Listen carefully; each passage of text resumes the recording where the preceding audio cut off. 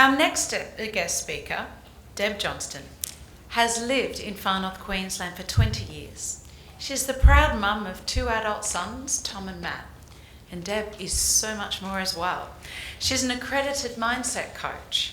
She's a practitioner of neuro-linguistic programming and extended DISC. Deb is the founder of Transformational Pathways Australia, the creator of a group coaching program for small businesses called Mindset for Business. And Deb can do more than any of those things indicate in terms of helping you take your business to the next level. That's what she lives for. So she works with people one-on-one and in groups to help them develop their mindset, which then helps them take their business to the next level. So today, Deb's bringing together her personal experiences and her expertise as a coach to tell us why and how you need to make sure you survive your business. So please welcome the lovely Deb Johnston.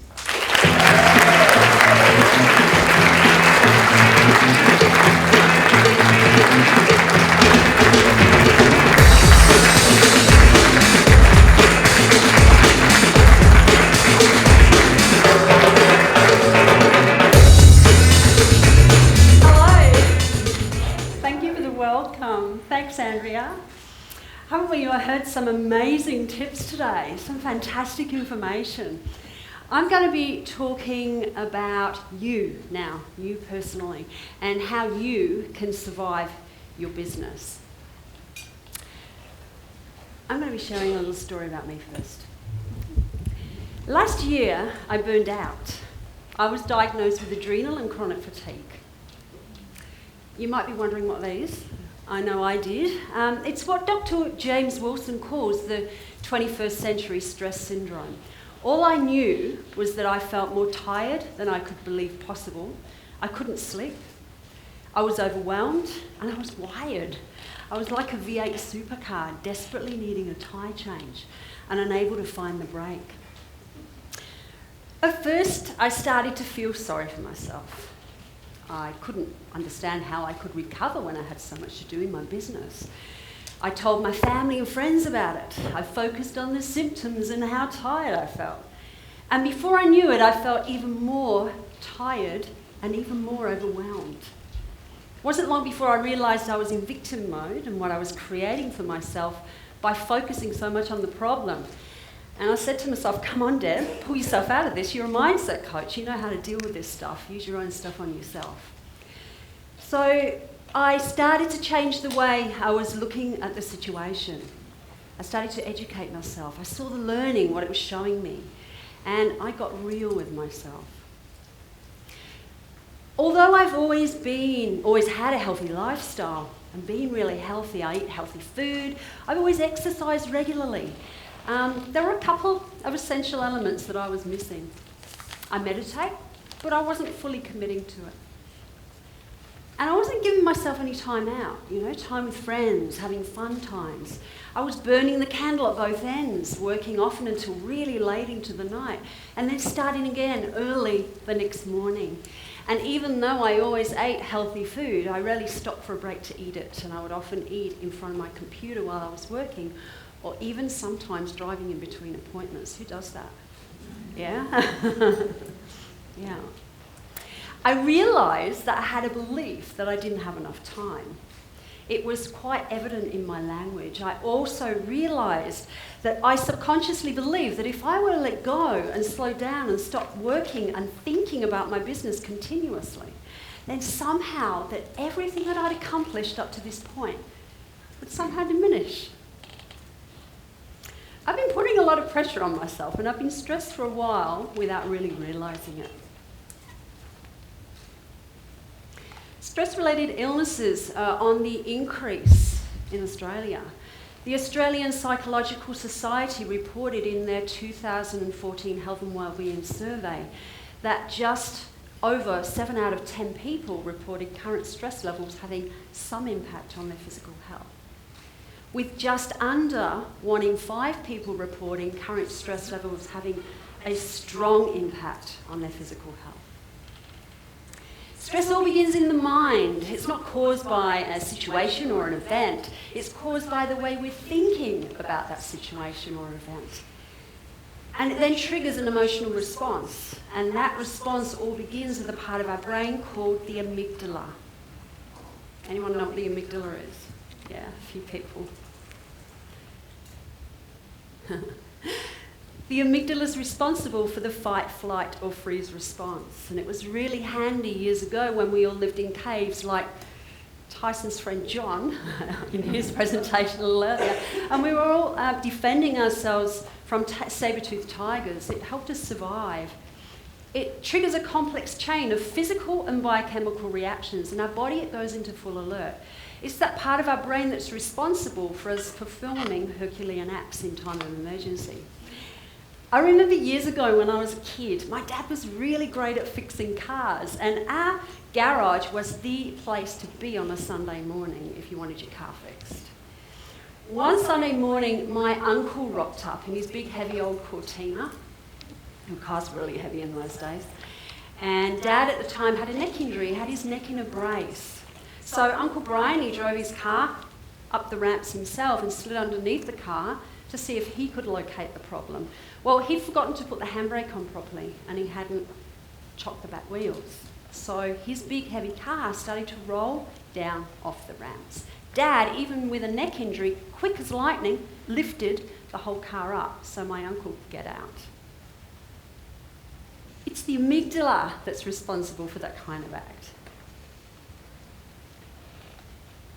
The thing is, your amygdala doesn't know whether it's a tiger or emergency situation or a deadline that you're dealing with. It only understands how you are seeing the situation, and if you are seeing it as a great problem, it will respond in exactly the same way.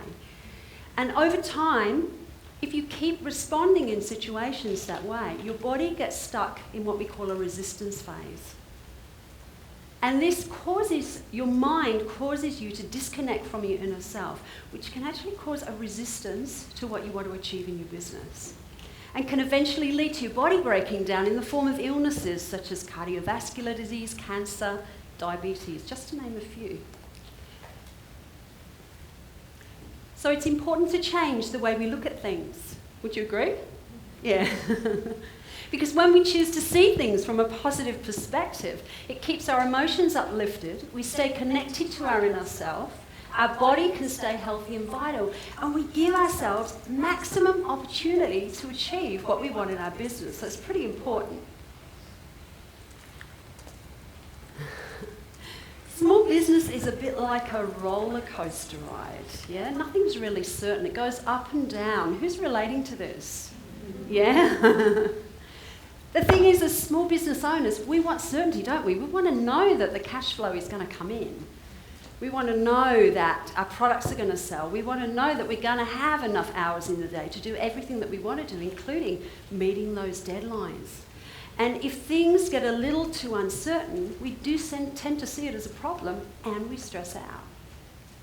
So it's important to learn how to manage those emotions so that when you hit those downward tracks, you can still enjoy the ride. So I'm going to give you a survival kit of 3 key points to have an awareness of your thoughts and beliefs, to develop personal routines, and to make a commitment to you.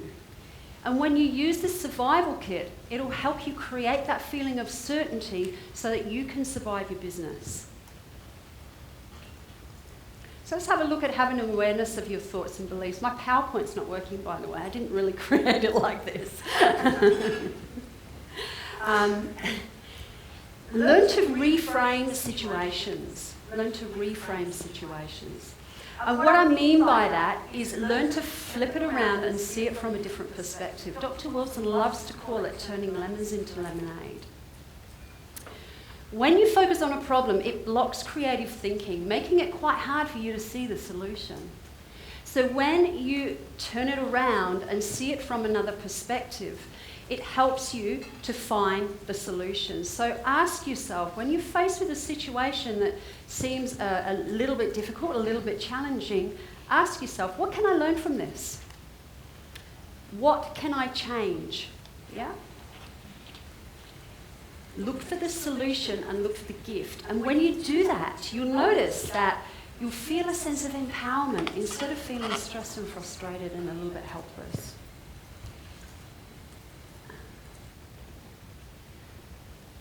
Have an awareness of your beliefs. It's quite evident in your language. If you hear yourself say, I don't have enough time, who says that? Not anymore. I don't have enough time. Know that it's a belief and it's a story you're telling yourself. And I get that it feels like it's true. I do get that. Yeah, I do get that.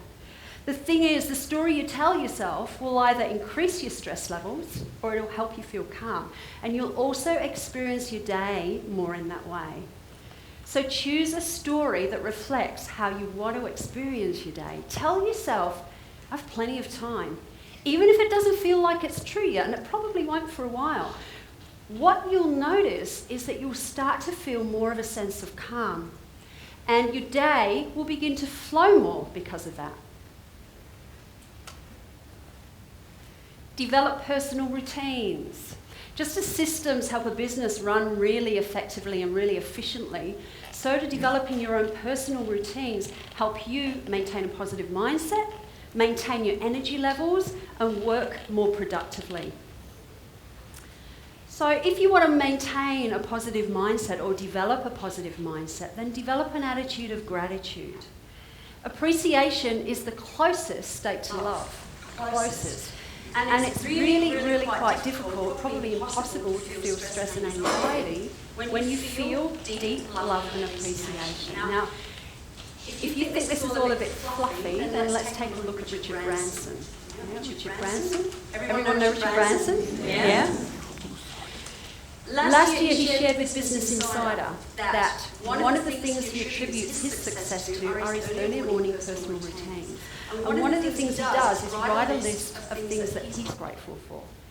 So just before you go to sleep at night, or when you first wake up in the morning, write a list of 5 things that you're grateful for, and really focus on that state of appreciation and that state of gratitude. If you want to start your day feeling more energized, then make exercise part of your early morning routine. Yeah? Even just a fast-paced walk is going to help here. You don't have to do really heavy cardio stuff. If you want to, that's great, but you don't have to do that. Even just a fast-paced walk will work here. What happens with exercise? It releases endorphins, serotonin, and dopamine into your bloodstream. And that's all the feel-good stuff. Right? And it'll give you a great start to the day. Also go to bed early and wake up early and make a routine around that. Yeah? What you'll notice is you'll sleep a lot better and you'll wake up feeling a lot more refreshed. If you want to maintain your energy during the day and stay really productive throughout the whole day, then take a regular break for meal times and refuel your body with good, healthy food. If you want to stay calm, you want to have more calmness, if you want to be more focused, have more clarity of thought, then meditation. Make meditation part of your daily routine. Meditation's like conscious sleep. It slows your mind down and this relaxes your nervous system. Now, this is also part of Richard Branson's routine. You don't have to levitate or sit cross-legged for hours and hours and hours just to gain the benefits of meditation. Just 10 minutes a day, sitting in a chair, lying on the floor or lying on the bed is going to help you here. Sometimes when I'm in a consultation room, I just lie on the floor and meditate between clients for 10 minutes. Yeah? And probably one of the most important parts is to routinely make time to spend with the people that you love. Laugh and have fun. We've talked about fun already today. Laughter therapy is used for helping people cope with a stressful lifestyle. And when you connect with people that you love, spend time with them, when you laugh and have fun, it fulfills your need for meaningful connection. It fills your body with endorphins again, and when you feel good, you don't feel stressed. I actually spent a few minutes dancing in another room before I got on stage. because that gets me into a really happy mood, yeah? Make a commitment to you. Make a commitment to you is the last, and probably one of the most important parts of the survival kit. You need to be your most valued client, because without you, your business goes absolutely nowhere. Whether you have an amazing team or whether you're a sole operator, it doesn't make any difference. Your business needs a strong, healthy leader to give it direction and drive it forward. So schedule yourself into your daily planner and make a commitment to meet with yourself at those appointments to care and care for your own health and wellness. What you're going to notice if you've got far more energy and you're far more productive than when you're working on empty, as I've found. And you're also going to be able to enjoy the fruits of your hard work. What I realised is that I had been sent a gift. I had been sent a gift that stopped me in my tracks and made me reassess my life in general. And I'm really grateful for that experience. When I began to work on my beliefs, when I made a full commitment to all my health and wellness routines, what I started to feel a sense of inside was letting go. I started to calm down. I started to manage myself around time more effectively. I became more focused and I became far more productive. And interestingly enough, my business has started to maintain and flow. And I've received some absolutely amazing opportunities too, including being here sharing with you guys today. Yeah. So I want to leave you, you probably can't see it. I want to leave you with this question. What new possibilities might you begin to see for your business when you choose to change your mindset and commit to your own health and wellness? Thank you.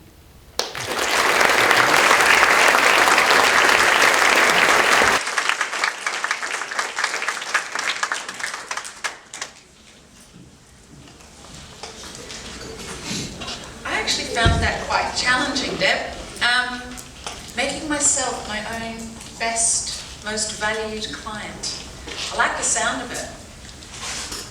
I think it's going to be hard for many of us to actually do that, because aren't we in such a habit of putting our businesses, family, everyone else first? Yeah. But I thought there were some really practical tips there that we can use to even just start to create a better routine. And I know for me, I've recently started getting up earlier in the morning. I won't say how early, but early. And what I love about that is that's the one time of the day I get to work on my stuff, the stuff I want to do before anyone else has a look in or a say in. So I can see the value in it. Thank you, Deb.